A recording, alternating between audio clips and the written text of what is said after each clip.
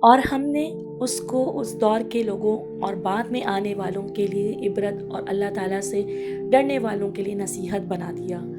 اللہ پاک نے جب انہیں ذلیل بندر بنایا یہودیوں کو، تو اللہ پاک کہتے ہیں کہ اللہ پاک نے اس دور کے لیے بھی اور جو آنے والی دور ہے ان کے لیے عبرت بنا دیا اللہ پاک نے، کہ جو اللہ تعالیٰ کی نافرمانی کرتے ہیں، جن کو اللہ بار بار مہلت دیتے ہیں، پھر جب اللہ پکڑ کرتے ہیں تو اس کے بعد ان کی زندگی ایک عبرت بن جاتی ہے۔ اور جو نصیحت حاصل کرتے ہیں، یعنی جو اللہ سے ڈرتے ہیں، جن میں اللہ کا ڈر ہوتا ہے، ان کے لیے نصیحت ہوتی ہے یہ۔ وہ کہتے ہیں کہ